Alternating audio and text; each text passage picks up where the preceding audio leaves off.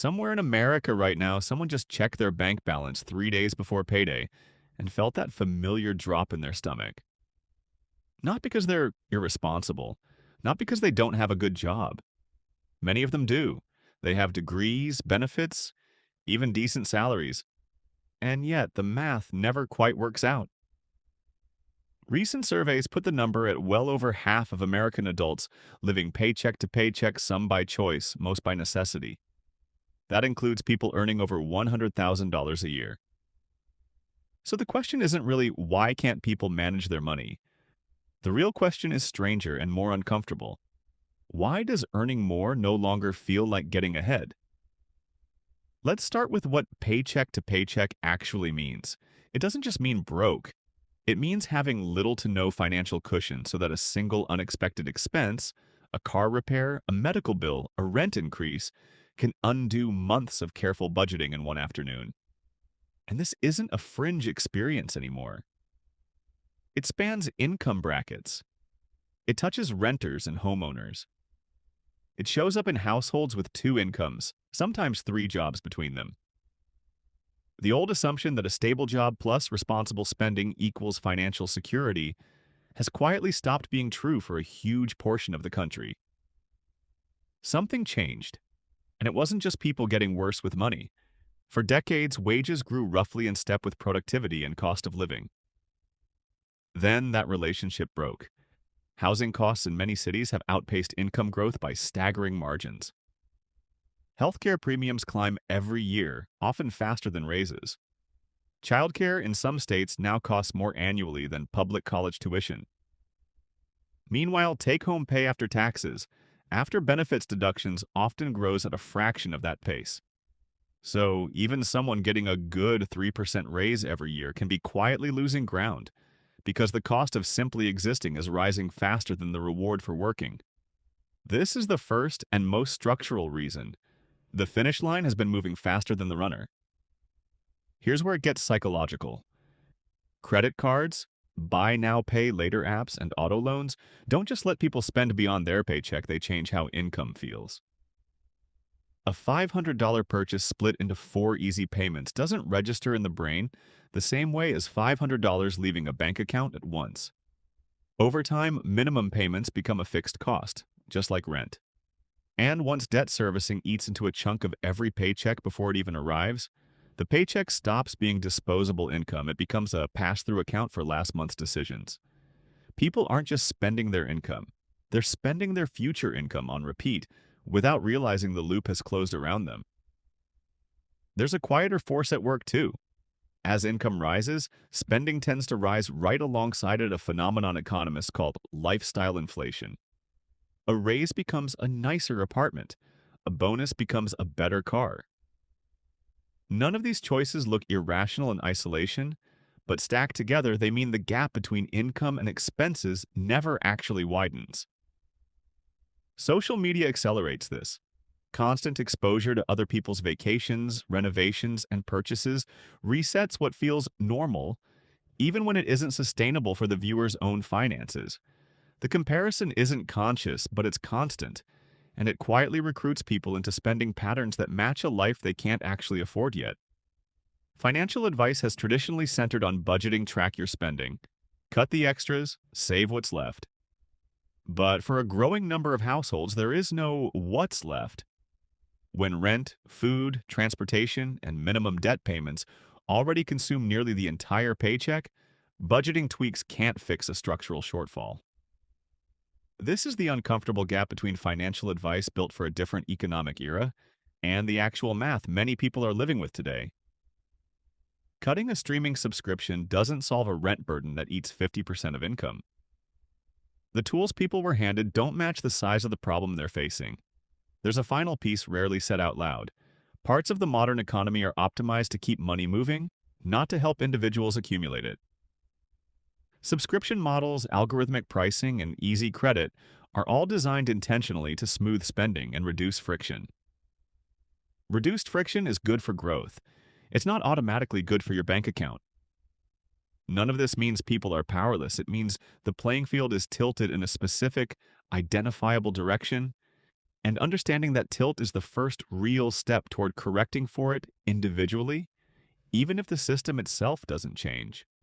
The households actually escaping the paycheck to paycheck cycle tend to do a few specific things differently. They build a small emergency buffer first, even a few $100s, because that alone prevents most shocks from becoming debt. They automate savings before spending, rather than saving whatever's left. They separate needs from lifestyle creep deliberately, often the moment a raise arrives, rather than letting spending expand automatically. And they treat debt payoff as its own line item with a plan, rather than a background hum of minimum payments. None of this is glamorous. It's not a hack. It's a redirection of the same income toward a different destination, one payment cycle at a time. Numbers can feel abstract, so let's make this concrete with three composite portraits, built from patterns seen again and again in household finance data. First, a young nurse in her late 20s, earning a solid salary with regular overtime. On paper, she's doing well, but student loan payments, a car she needed for shift work, and rent that climbed 9% in one renewal leave her with almost nothing at the end of the month. Not because she's careless, but because three fixed costs grew faster than her paycheck did. Second, a married couple in their 40s with two kids, combined income well above the national median. They should be comfortable. But childcare costs rival a mortgage payment, a home equity loan from a past emergency still carries a balance, and keeping up with their neighborhood's lifestyle quietly absorbs whatever should have been surplus. Third, a man in his late 50s, self-employed, income that fluctuates month to month. He doesn't have lifestyle inflation. He has income inflation's opposite problem, irregular pay with fixed bills, which forces him to treat every good month as if it might be his last for a while, making consistent saving nearly impossible. Three completely different lives. Same underlying condition. None of them are failing at math. They're each running into a different wall cost growth, obligation stacking, and income instability that no amount of coupon clipping was ever going to solve. This isn't distributed evenly across age groups either. Younger workers entered the job market after housing, and education costs had already decoupled from wages, meaning they're starting the race from further behind than their parents did at the same age. Older generations, meanwhile, often built wealth through home equity that appreciated for decades, a path that's far narrower today, since entry-level home prices have outpaced entry-level wages in most major metro areas. That doesn't mean older generations had it easy. Many faced their own recessions and layoffs. But the specific mechanism that used to convert steady work into long-term wealth, an affordable starter home, has become much harder to access for anyone starting out today. The result is a strange generational mismatch. Older family members sometimes assume that if someone is struggling, they must be spending wrong because that was usually true in the economy they grew up in. Younger workers are living in a different cost structure, and the same advice doesn't map cleanly onto it anymore. A few popular narratives deserve a closer look. Myth 1. Just cut small luxuries. For someone whose rent alone consumes half their income, skipping coffee saves real money, but it doesn't touch the structural problem. It's a rounding error next to a housing burden. Myth 2. Just get a better job. Useful advice in some cases, but income growth without matching cost control just raises the ceiling on lifestyle inflation. Remember, spending tends to rise with income unless it's actively redirected. Myth 3. People are just bad with money now compared to before. Financial literacy hasn't collapsed. It's that the cost environment shifted while personal finance advice, in large part, stayed anchored to an older economic reality. Applying yesterday's playbook to today's cost structure explains a lot of the frustration people feel when good advice doesn't produce good results. There's a distinction worth making clear. Income and wealth are not the same thing. Income is what arrives each month. Wealth is what's already been accumulated assets, investments, equity, and it's wealth, not income, that actually creates a buffer against emergencies. Households with existing assets can absorb a shock by dipping into savings or investments. Households living purely on income, no matter how large that income is, have no buffer at all. Every emergency becomes new debt. This is why two people with identical salaries can have completely different levels of financial stress. One inherited or built a cushion, the other is starting from zero every single month.